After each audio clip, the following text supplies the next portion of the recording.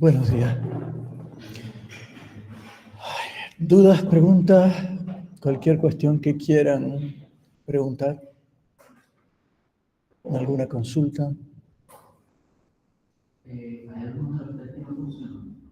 Hay algunos de los tests que no funcionan. Y la cosa es porque no existe el método ASAN, me parece. Hay un test que tienen el ASAN. En la práctica de Babel, Sí. entiendo que hay algunos tests que a lo mejor no les funcionan. Vale. Pero bueno, eso es normal, quiero decir que dependerá de... No sé exactamente, quiero decir, no he entendido la pregunta del todo. Si debemos decir que pasen todos los test. No, los que sean razonables. Es decir, puede que haya a lo mejor ahí algún test que se refiere a extensiones que no están contempladas en la práctica. ¿Se ve? Entonces, puede ser que se haya quedado algún test. El template lo hice deprisa y corriendo, o sea que puede ser que se haya quedado algún test. No controlo todo lo que hay. Bueno, nunca controlo todo. Y luego en particular en este se hizo deprisa y corriendo. Puede ser que haya algún test que no haya que... Sí, y algún ejemplo que no se corresponde, que es una idea loca y a lo mejor está sin implementar. Sí, adelante, Eric.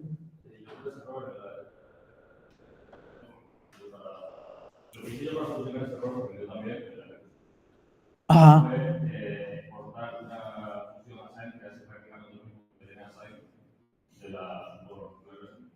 Claro, efectivamente, es decir, que a veces puede ocurrir que es una ligera variante, porque no tienes, cuando diseñas un lenguaje no tienes claro, sobre todo cuando introduces un elemento importante como este, que dices, bueno, vamos a poner asignaciones en el lado izquierdo y esto no se corresponde realmente, cuál es la semántica, qué decisiones tomamos, y puedes decir, tiro por aquí o tiro por allí o voy a tomar esta decisión. Y a lo mejor incluso eso, efectivamente, tienes casi que tienes que tener varias ramas, de hecho es lo que ocurre, normalmente cuando desarrollamos tenemos varias ramas y vamos diciendo, bueno, vamos a ver qué pasaría si tomamos esta decisión. Si nos gusta, bueno, pues para adelante, si no, pues tiras por la otra. Pero que efectivamente a lo mejor tienes que tener hasta 2 implementaciones para uno o para otro, porque a lo mejor incluso son contradictorios. Es decir, si eliges esta opción, no, esta otra semántica no funciona. ¿Sí? Entonces, sí, puede ser, efectivamente. Gracias por el comentario. Sí. ¿Más cosas, más dudas?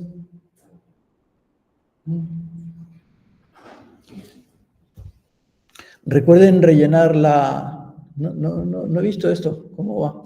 Pero el otro día no había nada, no había ninguna. O sea que recuerden rellenar la encuesta de satisfacción, que siempre ayuda a que lo hagamos mejor. Bueno, el laboratorio, sí, la práctica es la de Babel, la que estamos viendo ahora. El miércoles Adrián y Pablo les hablarán de sus TFGs y de Babel, o sea que... y en cierto modo estamos utilizando parte del TFG de Babel para esta práctica, del TFG de Pablo para esta práctica. Vámonos a esta sección de la práctica.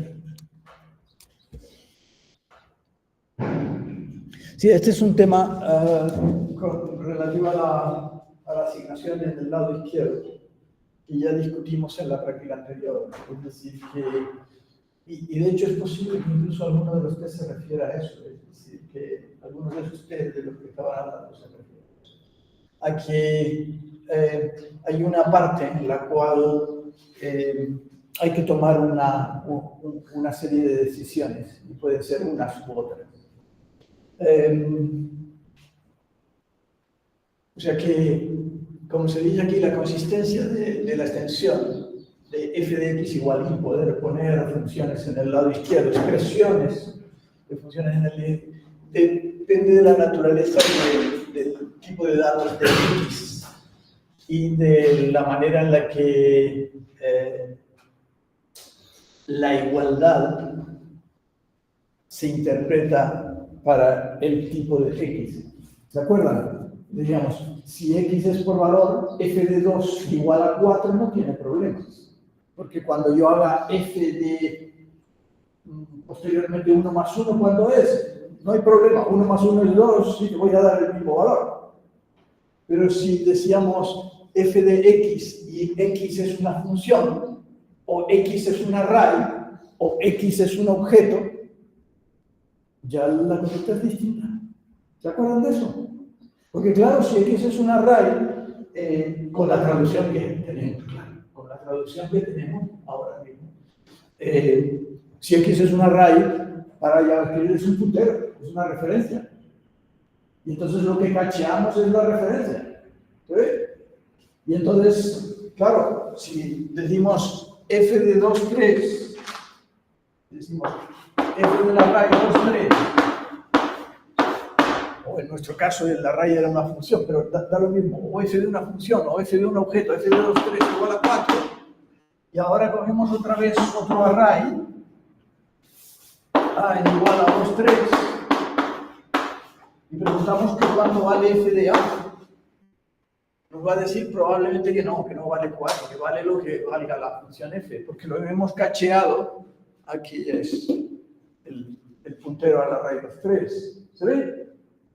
Y esa conducta es precisamente, en cierto modo, en eso subyace el hecho de que no existan estructuras de datos con indexación en ningún lenguaje, salvo en números, en enteros, que son los famosos arrays, o en cadenas, que son los famosos mapas, o incluso los objetos. Los objetos no son sino mapas con superpoderes, ¿de acuerdo? Porque tienen el dis y establecen un contexto. Pero en definición, un objeto es un mapa más contexto. ¿Sí? Y la razón es esa. Porque dices, bueno, sí, es verdad, en los mapas puedes poner referencia, pero se le avisa al programador, mire, que esto no funciona igual. Y aquí lo que tiene es una referencia. ¿Se ve? Pero claro, nosotros ahora estamos inventando como una especie de superestructura de datos, que es al mismo tiempo una estructura de datos y es una función. Y entonces, digamos que tenemos un problema filosófico casi. Es decir, que decimos, bueno, ocurre esto, y además es un problema irresoluble, entre comillas, en todo su campo, en el sentido de que efectivamente, aquí se hace por referencia, pero nosotros podríamos aumentar la igualdad y decir, no, aumentamos la igualdad a una igualdad por valor en los arrays y en los objetos y en los mapas. ¿Se ve? Y entonces en ese caso sí que f de a volvería a dar 4, porque ahora resulta que lo que cachearíamos sería, digamos, en el valor, de alguna manera, no sabemos todavía cómo, ¿de acuerdo? Cachearíamos en el valor, y entonces, claro, como a es 2, 3, se compara, dice, sí, es la misma entrada, o encontramos un hashing perfecto, que no es de la misma entrada, y dice, toma ya, esto es 4. Y entonces ahora la estructura de datos, ahora ya puedes indexar en arrays, puedes indexar en objetos, puedes indexar en mapas, puedes indexar en conjuntos y en diferentes estructuras de datos. Tienes una especie de superarray o superobjeto. ¿Se ve?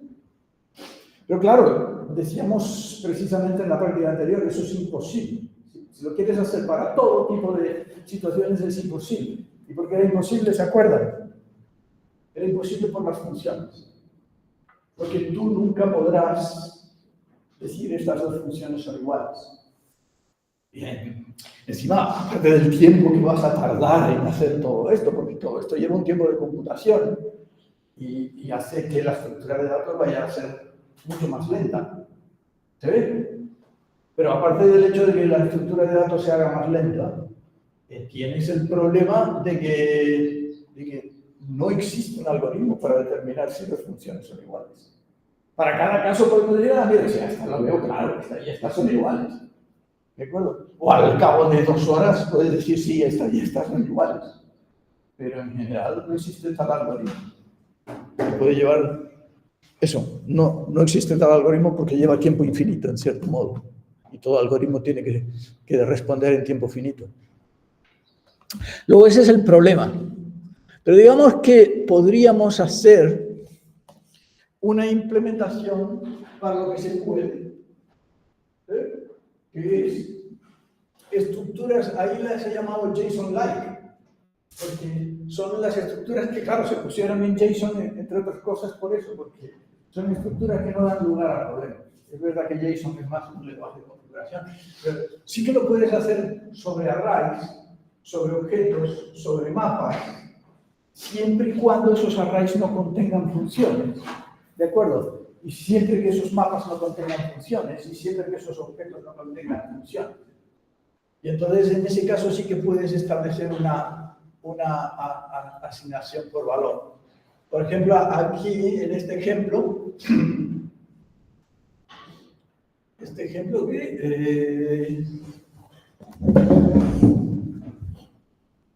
que es ya un código generado, por lo que veo. ¿Y dónde está el input? Este es arrays.js. ¿Vale? Sí.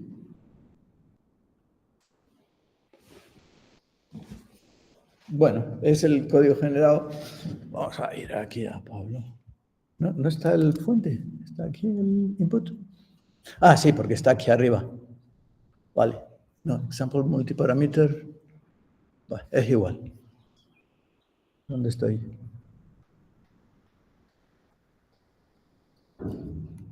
Array.js, vámonos al de Pablo, ventana. Vamos a ver aquí en examples lo debo tener. Vale.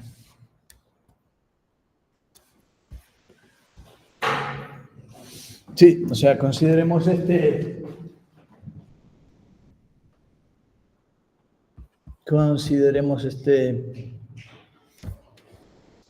ejemplo, ¿no? En el que tenemos una función asignable, una función object, arriba en las líneas 1, 3, que devuelve el último elemento de un array, ¿vale? Devuelve el último elemento de un array. Y entonces definimos dos arrays que son iguales, ¿vale? Y entonces console log de last array pues sería 4, evidentemente, porque es el último. Ahora hacemos last de array igual a 1, y entonces console log de last array sería 1, mientras que el de other array, pues si logramos mantener un hashing que tal, debería de darnos 1, ¿de acuerdo? Y si luego yo cambio other array, pues ya es en igualdad profunda. Aquí he intentado definir como esta especie de operador de igualdad profunda. ¿De acuerdo? Pues ahora ya se le instituye, entonces ya debería el último elemento, 5.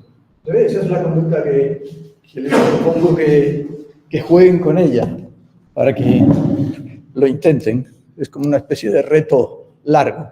Si lo consiguen bien, si no lo consiguen, no pasa nada. ¿De acuerdo? Pero sí, o sea que esto sería Bing. Ay, iba a ser. No, estoy en examples. npx babel arrays.js. Bueno, y esto nos producirá el código que produzca, ¿de acuerdo? ¿Vale? Y entonces, si por ejemplo pues efectivamente nos sale porque ya ahí en esa tenemos implementado la versión con hashes, ¿vale? Entonces,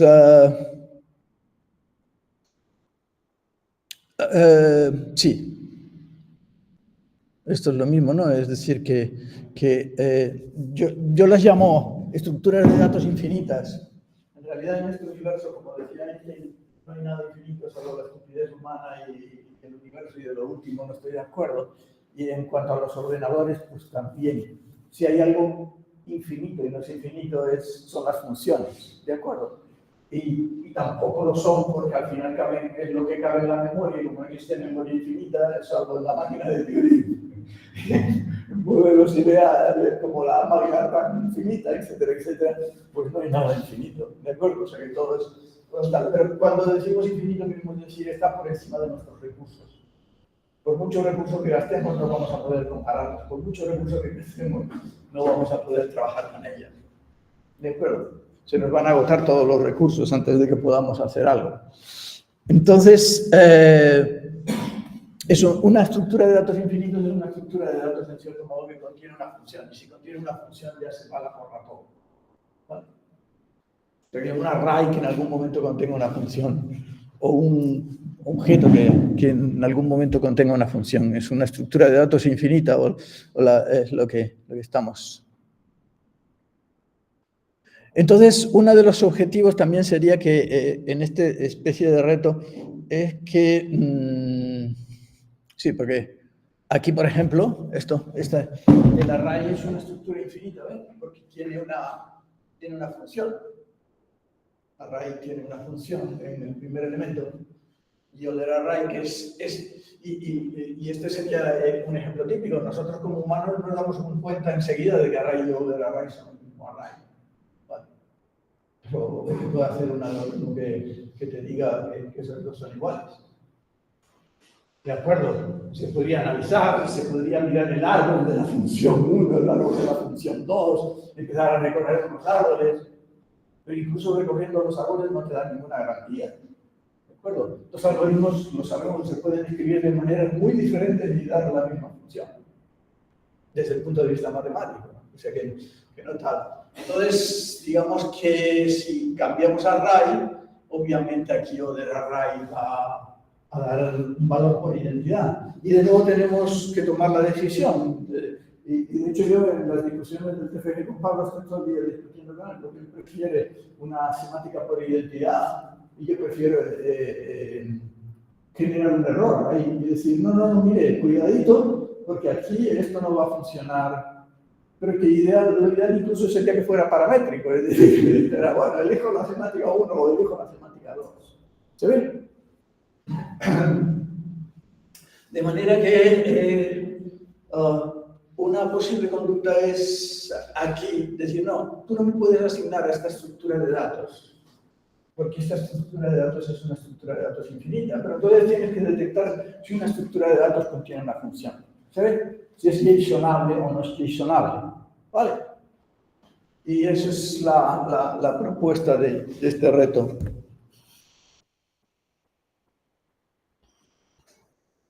Vale, entonces vamos a ver cómo hacerlo. Les voy a contar cómo hacerlo. ¿Vale?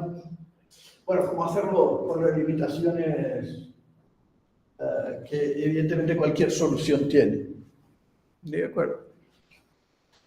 Pero una solución simple es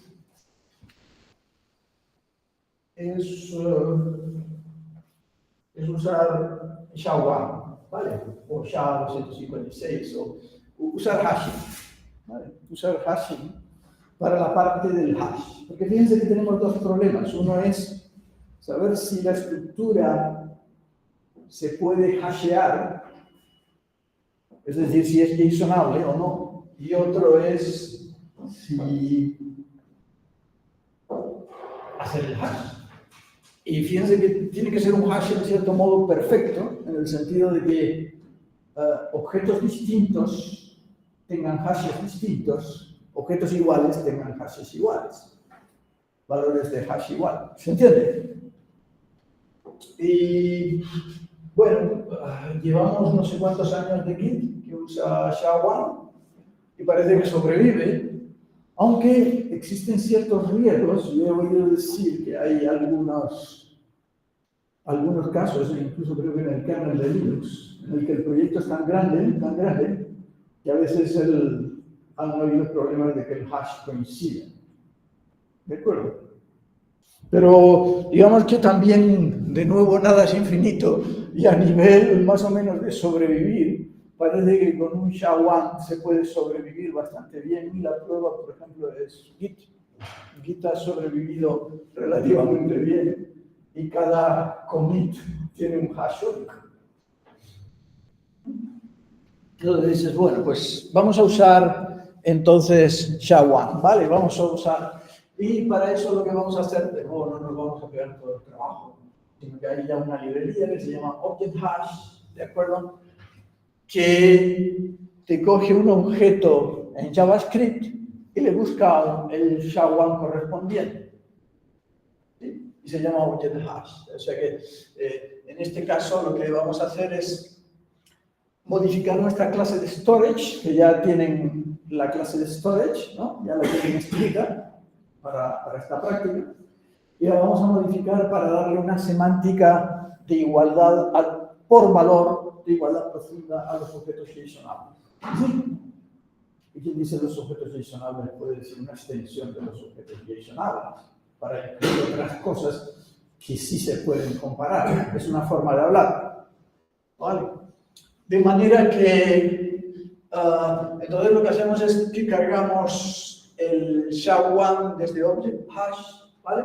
Que ya nos simplifica un montón de... Esta opción es simplemente una opción para el hash, que dice, bueno, ¿qué considera igual? Si tienen el mismo tipo o no tienen el mismo tipo, etcétera, etcétera. Le vamos a poner aquí esa false porque tampoco queremos tanta finura. Si tienes el mismo prototipo, no tienes el mismo prototipo, te considera igual, etcétera, etcétera. Y realmente nuestra función hash lo que hace es llamar a object hash, pero en un try catch por si alguna estructura de datos no es soportada. Por ejemplo, hemos comprobado que ahora mismo la librería no soporta lo que se llaman estructuras exóticas como, bueno, las soporta, typed arrays, algo de lo que nunca hemos oído hablar, porque no soporta typed arrays de bit int 32, ¿de acuerdo? Y de hecho ya Pablo ha hecho un fork de la librería y las ha implementado y les ha hecho un pull request, ¿vale? Pero digamos que hay algunas estructuras de datos que no contemplan y en ese caso pues mandamos un error attempting to hash an unsupported structure, ¿vale? Y luego la clase StoryMap with hash es la misma clase que tienen, pero digamos tirando de hashes y comprobando que el objeto es JSON-able, ¿vale? O sea que, de hecho, aquí bueno, esta es una versión antigua, pero en esta versión, digamos que es medio paramétrico en el sentido de que el constructor recibe unas options y en esas options se supone que hay un campo semántica, y si el campo semántica es error, entonces digamos que estamos en la semántica de igualdad profunda, y si no, pues estamos en la semántica de identidad. Vale, esa es la idea, pero de resto es simplemente, de nuevo creamos el mapa, y esta línea 16 creo que no hace nada, corresponde a otro juego, se ha quedado ahí, y se me ha olvidado quitarla. Y lo que necesitamos, aparte del set, por supuesto, y el get y el hash, ¿no? Es decir, necesitamos los elementos típicos de una catch, ¿vale?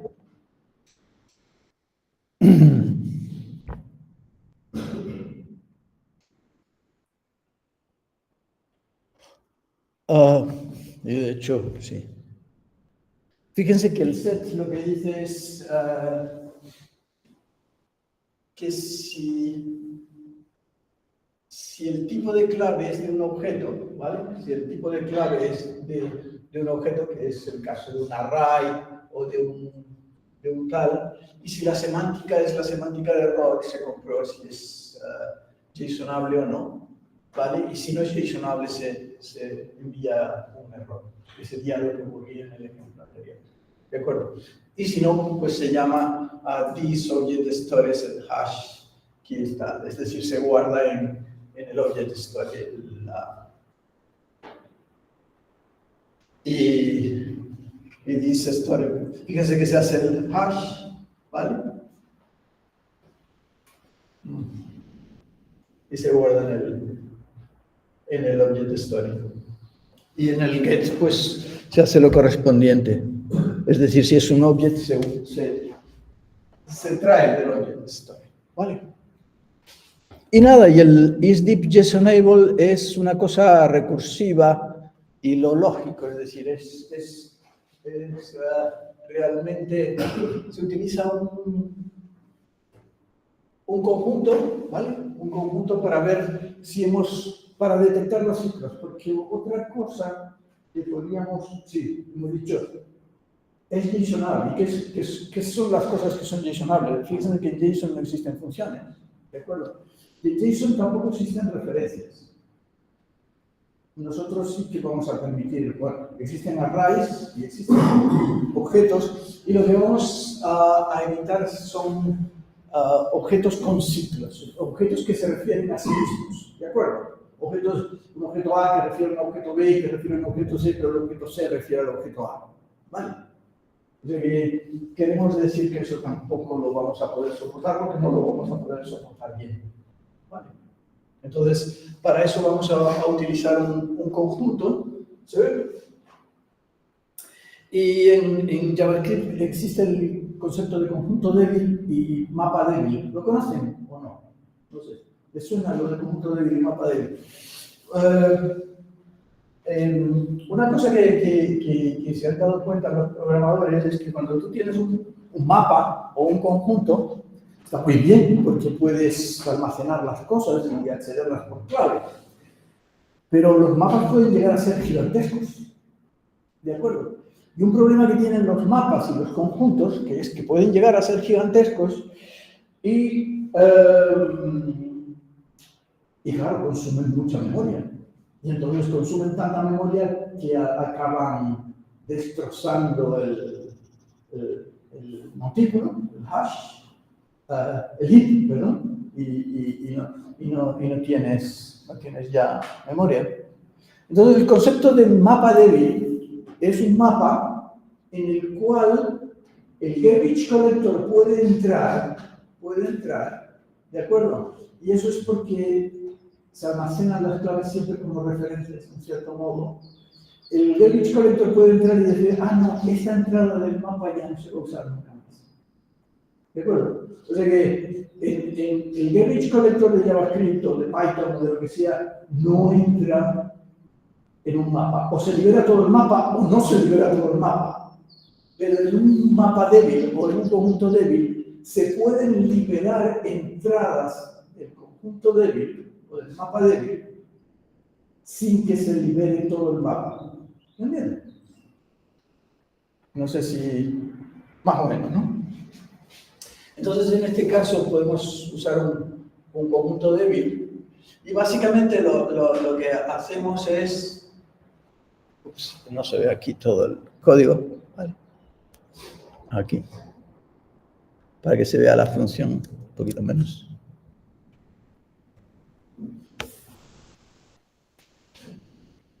O sea, realmente todo el código está en check, lo único que hacemos es chequear el objeto, ¿vale? Es una llamada. Y esto devuelve true o false, y devuelve true si es JSONable y false si no es JSONable, ¿de acuerdo? Y entonces decimos null, return true, porque el null es JSONable, ¿de acuerdo? Si el tipo es un número de valor, es JSONable. Si es un string, si es un número, si es un booleano, es JSONable. Si es undefined, no es una función, no es un símbolo, lo consideramos no JSONable, aunque en realidad a nosotros nos funcionaría con los símbolos. ¿De acuerdo? O sea que todo esto lo podemos ir cambiando y podemos decir, con los símbolos sí, con los links sí, con esto también, con arrays tipeados también. ¿Sí? O sea que esto es simplemente un ejemplito de prueba. ¿Vale? Simplemente miramos en el mapa, en el conjunto, si ya se ha visto, y si ya se ha visto tiene ciclo, y si tiene ciclo, no lo consideramos para la igualdad, ¿vale? No lo consideramos para el hashing, porque vamos a tener problemas, o va a ser más difícil. Y, por supuesto, como acabamos de ver pues lo añadimos al conjunto. Si es un array, entonces el hecho de que no sea infinito depende de cada uno de sus elementos. Por lo tanto, lo que tenemos que hacer es chequear cada uno de los elementos. Y si es un objeto, lo mismo. Un objeto o un mapa Bueno, aquí esto está limitado a JSONables, pero en realidad se puede extender. Por ejemplo, si vamos al que ahora mismo está implementado aquí en esta rama,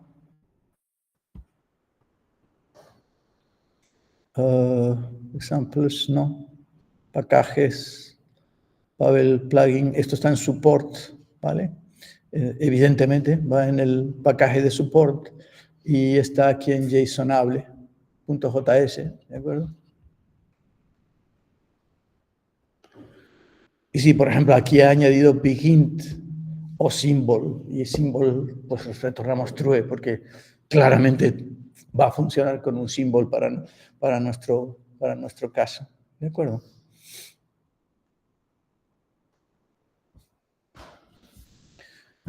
Bien. Pues yo creo que este es el reto que les propongo, es decir, que intenten encontrar la forma de extender la estructura de datos de una manera que sea lo más rápida, es decir, lo ideal es que el acceso sea O de 1 a esta estructura de datos que es la función asignable, que es la función object, y en la cual se tenga una semántica, digamos, en la que puedes obtener los mismos valores, no solo para números y para strings y para objetos de tipo value en JavaScript, sino para estructuras de datos más complejas. ¿Sí? Bien. Eso era una cosa. What if something getting familiar? Bueno, vamos aquí porque aquí me había hecho una especie de lista de cosas de las que tienes que hablar. Caches Identity, Equality and Deep Equality. Publicando un paquete en el GitHub Registry. Alguien, creo que fue Fabián, ¿no? O sea, cuando publiquen en el template que les he dejado, tiene por todos lados los nombres en los repos, ¿de acuerdo? En los diferentes repos, como es un monorepo, tienen en todos los lados en el template donde venía el nombre fijo a lo que estaba, ¿de acuerdo? A Babel plugin left side y a Babel plugin left side support, etcétera, etcétera, ¿vale? Fíjense que donde quiera que eso aparezca, lo tienen que, aparte de lo que hacen ya normalmente, y aparte de hacer, si primero pueden publicar con alguno de los scripts, npm run publish patch o patch publish patch, publish minor, publish version, ¿de acuerdo? Que vienen en el template, pero que básicamente lo único que hacen es eso, cambiar el batch o el version o el mayor o el minor, ¿de acuerdo? Y hacer un publish con el -ws para que se publiquen todos, mantengan los números de versión sincronizados, ¿vale? Y acuérdense de cambiar todos los nombres de los paquetes para que sean únicos, porque si no van a tener un problema. Van a tener un problema y cada uno tiene que tener un nombre de paquete, entonces sigan el de su repo. Alu, bla, bla, bla, bla, bla, bla. ¿De acuerdo? Left side support, etcétera, etcétera. ¿Sí? Porque si no, pues les va... y eso incluso incluye ciertos ficheros de configuración, como el babel.config en los tests, etcétera. Hay muchos sitios en los cuales ese nombre está en hard puesto en ficheros y los tienen que cambiar en todos.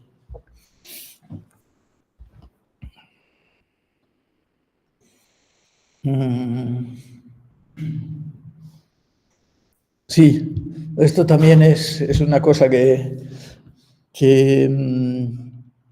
en cierto modo era una tarea, un to-do por hacer y que Eric lo empezó el otro día.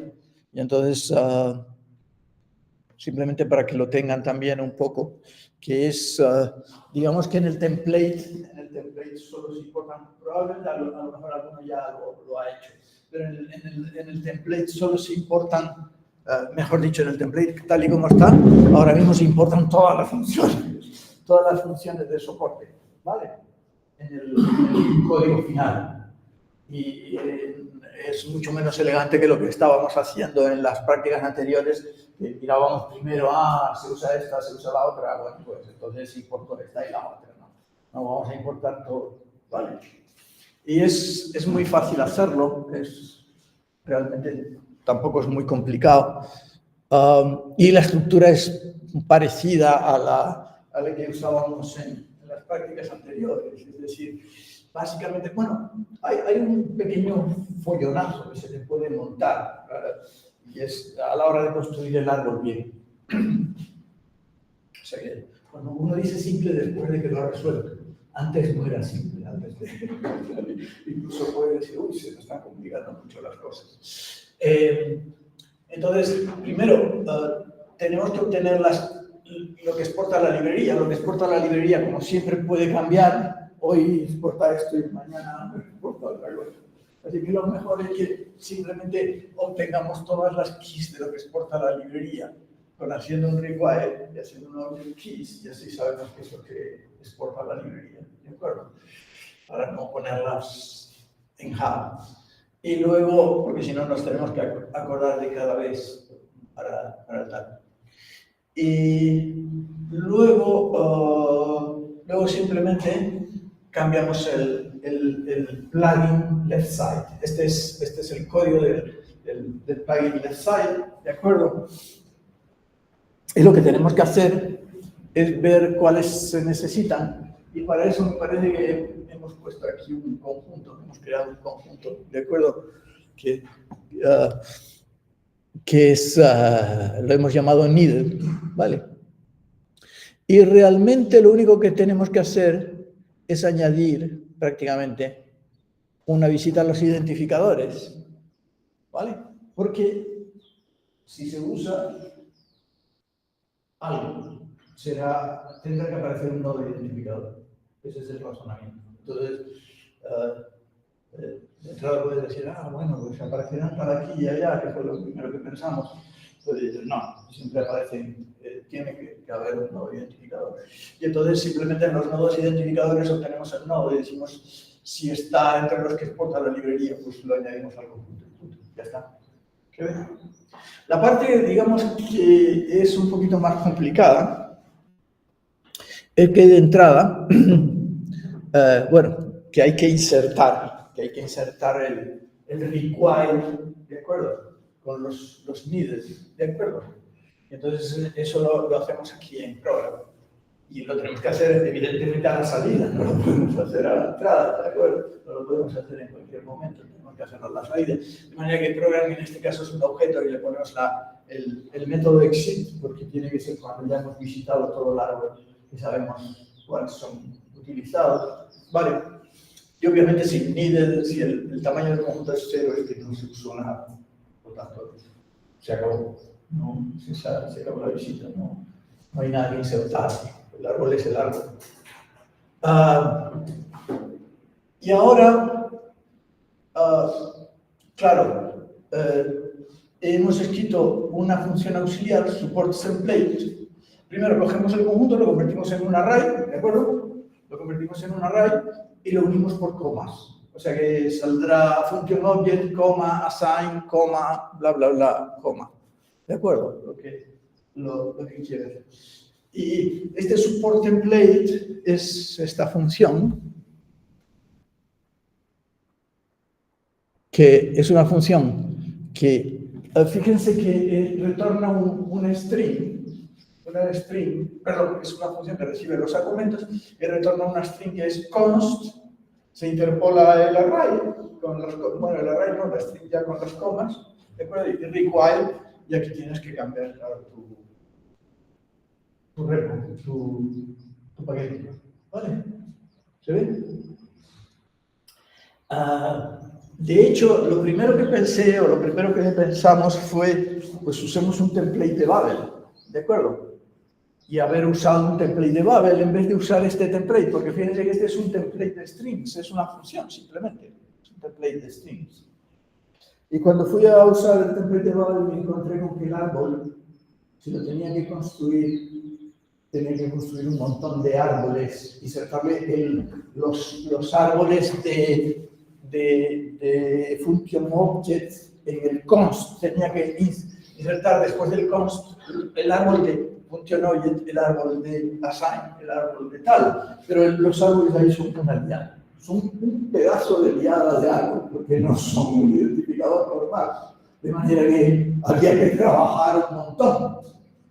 Y consecuencia de eso fue, no, hagamos el template como un template de string y luego construyo el template. Vale, ¿se entiende? Pero ya postergamos la construcción de la string hasta que lo sabemos todo, de manera que ahora, una vez que hemos construido la string, le decimos, Babel, construye el árbol. ¿Vale? Porque si tienes que construir los árboles individuales de cada una de las cosas que aparecen en las constantes, son structural, equality, no sé qué, etcétera, unos pedazos de árboles que dices, aquí me voy a equivocar sí o sí en algún momento. De manera que de esta manera queda mucho más sencillo y ya está nada, lo siempre, ¿no? Lo primero que entra en el cuerpo del programa es el require. ¿Sí? Y ahora ya solo se...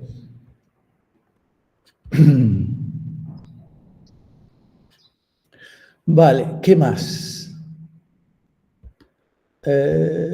Nada más de esto. Volvamos a la práctica de Babel. Porque, bien. Sí, lo del miércoles lo hemos dicho. Vamos a ver, ¿de qué más vamos a hablar? Sí, bueno, vamos a hablar de esto, porque, más que nada porque, para que sepan superar alguna pregunta en el cuestionario. Sí, una de las cosas que han visto es ya el parser de Babel, ¿no? ¿Cómo ha sido la experiencia? Cuéntenme. Bueno, seguro que no lo han mirado mucho, ¿sí? Seguro que fueron a los ficheritos en los que tal cambiaron, no sé. Pero han echado una ojeada y ¿qué les parece? Más o menos han visto la estructura, aparte de que es gigantesco, ¿de acuerdo? Y fíjense que en la carpeta del parser, la parte del tal, hay una subcarpeta con los plugins que tiene el TypeScript, que sustituye al tal cuando tal, el de Flow cuando sustituyes al parser, etcétera, etcétera. Esos son como los plugins oficiales sumamente aceptados. Es decir, el V8, etcétera, etcétera. ¿Sí? O sea que es una cosa realmente complicada y es un parser recursivo descendente. Entonces, vamos a ver, introducción a los analizadores sintácticos. Sí, consideremos, está mal yo había cambiado este puntero y era porque gramáticas, lenguajes generados. A ver si este está bien. ¿Y dónde está la gramática?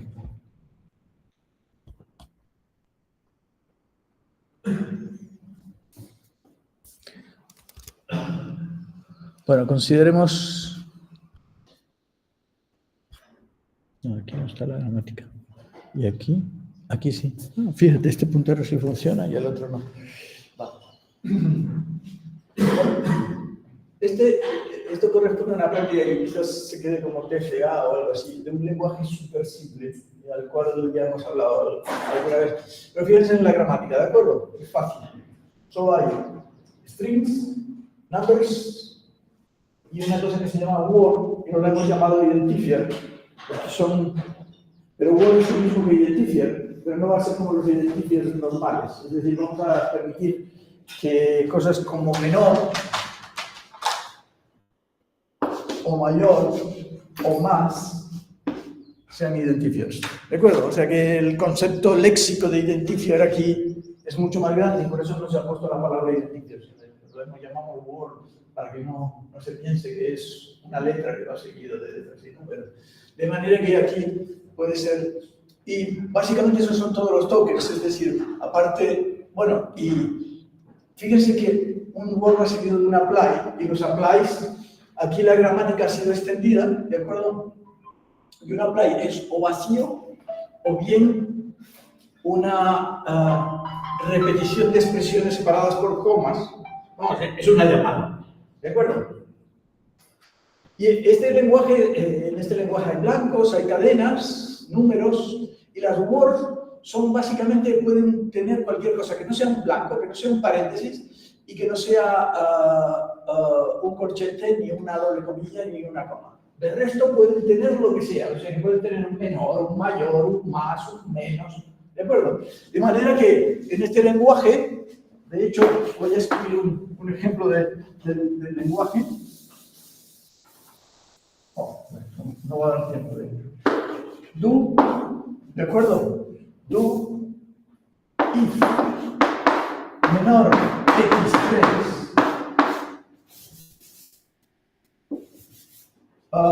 If menor x3, perdón. Lo estoy diciendo. Y el if es una función, es una metafunción que recibe 3 argumentos, ¿de acuerdo? Print menor, print mayor.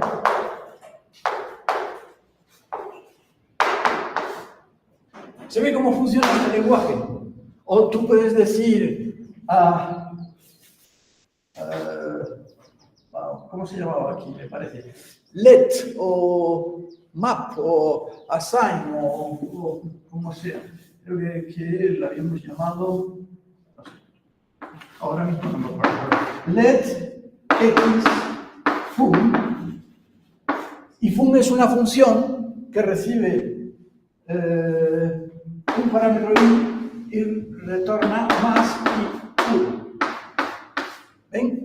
Ahora x, bueno, vamos a no llamarla x para aquello de que las funciones siempre se llaman f. Ahora f es una función que recibe un argumento y retorna i más 1. ¿Ven?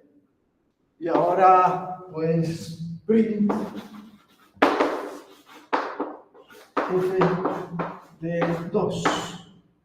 Y ahora cierro el paréntesis del do. ¿Se ve? Todos son llamadas. El do llama con 3 argumentos. Tiene 3 argumentos, que son el if, el let y el print. El if tiene 3 argumentos. El let tiene 2 argumentos. El fun tiene n argumentos, porque depende del número de parámetros que reciba la función, etcétera, etcétera. Y el último es el cuerpo. ¿Se ve? Es un lenguaje muy simple. Vale, pues lo que vamos a hacer mañana, si nos da tiempo de seguir con esto, y vamos a ver cómo se construye un parser recursivo descendente para este ejemplo, para este lenguaje. ¿Vale? ¿Sí? Bajo esta la cámara la muevo. La mía. Sí, que no está saliendo en... Gracias. La verdad que sí, que estas cosas me vendrían muy bien que me las... Porque luego cuando... Bueno, son una elevación es horrorosa, pero por lo menos que de vez en cuando salga a la pantalla cuando escribo. Vale. ¿Alguna duda, alguna pregunta? ¿No? Lo dejamos aquí.